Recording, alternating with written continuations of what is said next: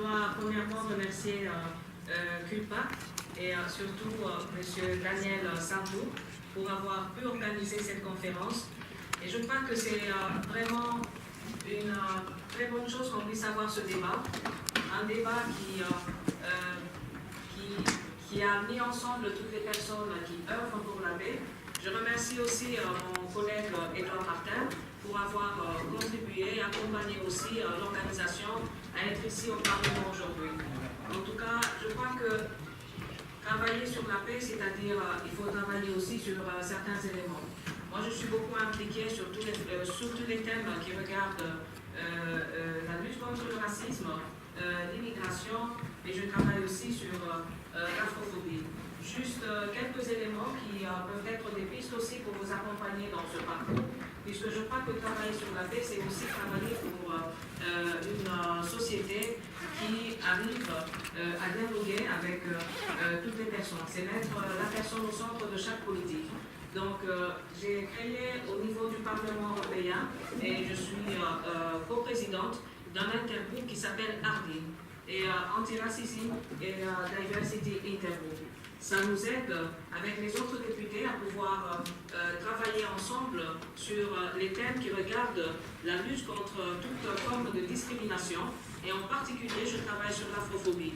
Aujourd'hui, les afro-descendants et les Noirs européens, si je peux bien dire, ils sont là, c'est une réalité. Mais dans beaucoup de pays, on tend à ne pas les reconnaître. Et on refuse de reconnaître le racisme anti-noir. On refuse de reconnaître la participation de beaucoup d'afro-descendants dans des politiques, dans les institutions. Et je crois qu'il faut commencer par travailler sur ça. Et à l'intérieur de cet intergroupe ARDI, on essaie de travailler sur la lutte contre l'afrophobie, demander à tous les États membres de l'Union européenne de pouvoir se doter d'une loi et d'une stratégie pour lutter contre l'afrophobie. Jusqu'à présent, on parle de l'islamophobie, de la lutte contre l'islamophobie, antiziganisme, antisémitisme, mais on n'a pas une stratégie dans beaucoup de pays qui puisse parler de la lutte contre l'afrophobie. C'est une réalité, il y a beaucoup de victimes. Et je crois qu'on doit parler de ça si on veut aussi commencer à parler de la paix, éviter qu'il puisse y avoir des conflits entre les différentes communautés, éviter que les personnes puissent se sentir exclues de beaucoup de politiques, des institutions. Donc, ce que je voulais laisser sur la table aujourd'hui, ce sont des points de réflexion sur les thèmes que je suis en train de suivre.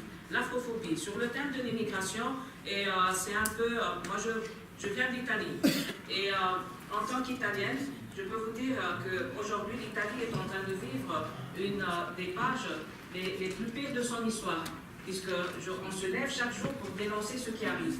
Un gouvernement qui arrive à fermer les ports, un gouvernement qui arrive à bloquer les personnes dans les ports, moi je crois que c'est quelque chose qu'on n'a jamais vu.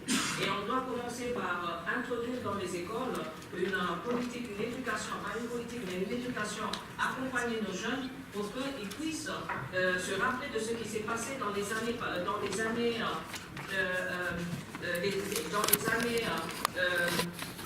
il y a de cela 80 ans, puisque